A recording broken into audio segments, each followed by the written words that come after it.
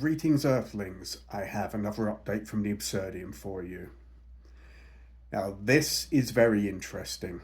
Um, Unfortunately, there's very little information coming out of Gaza now. We're just getting death tolls. And it's horrific. 144 one day, above 100 another. They're just mowing people down at the aid sites now. It's absolutely disgraceful. But whilst the Western world is being fed this diatribe of absolute nonsense about Iran's nuclear weapons, even Trump shot down Tulsi Gabbard, who has the intelligence, and also the IAEA backed this up that they are not developing nukes. Trump thinks he knows better, so he's announced that they are going in. They're going to make that decision in the coming weeks. No doubt that's a stalling tactic as they're now moving people out of their bases. But this is where it's going to escalate badly. And here's an article in the Cradle. And it's Pakistan breaks ranks, backs Iran in war with Israel. It's a fairly long article. I will leave the article in the description for you, but I'm going to go to the most pertinent points.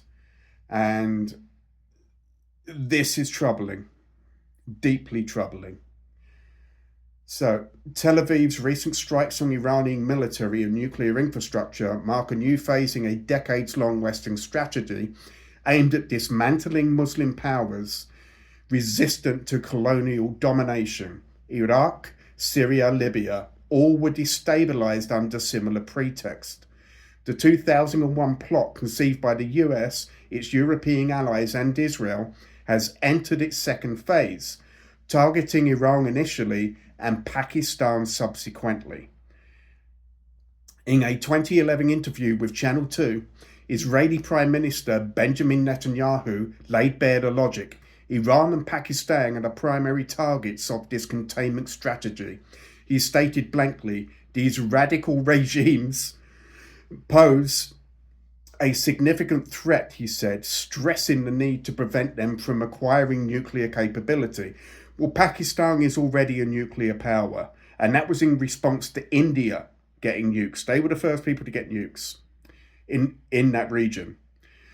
But recent Israeli provocations have instead triggered multipolar resistance to these plans. Speaking to the Cradle, Abdullah Khan of the Pakistani Institute for Conflict and Security Studies reveals that Israeli drone operators had recently attempted to sabotage Pakistan's nuclear facilities during the India-Pakistan crisis.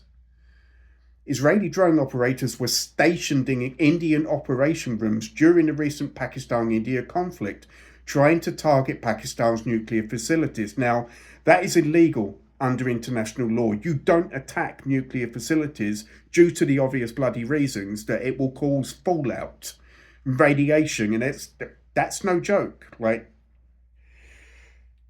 the disaster of Chernobyl, the Fukushima disaster, these are major global issues. There's a reason that they're off limits. However, prompt action from Pakistan thwarted their efforts, preventing them from causing any damage to the nuclear assets of Pakistan. Defensive posturing or new access. A source in Pakistan's foreign ministry revealed to the Cradle that Islamabad has quietly warned Washington of a potential nuclear escalation should Israel attack Iran with such weapons. If such a situation arises, it will spill beyond Iran. The region will enter a new, unpredictable security phase, the sources states. Meanwhile, Pakistani Defense Minister Khawaja Asif caused a stir with an incendiary post targeting exiled Iranian royal Reza Pahlavi, the son of the ousted Shah of Iran, in response to Pahlavi's BBC interview. Asif wrote, if Iranian people are energized and motivated, according to you, show some balls and go back and lead them and remove the regime. Put your money where your ass is, bloody parasitical imperial whore. Okay, now this will draw in China. China understand that they need to protect Iran because they have energy requirements that Iran provides. They now see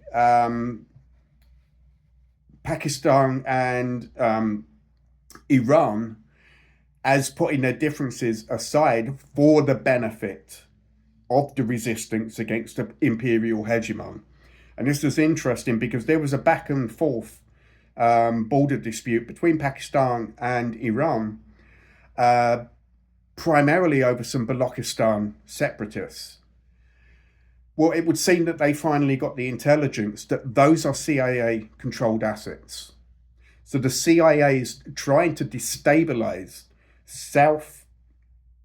the southeastern border of Iran and the southwest border of Pakistan, because these are close to what are going to be strategic assets for China in like the Quadar base, and India is in on this. Okay, so India has sided with the hegemon and with Israel, so they're now the poison pill in BRICS.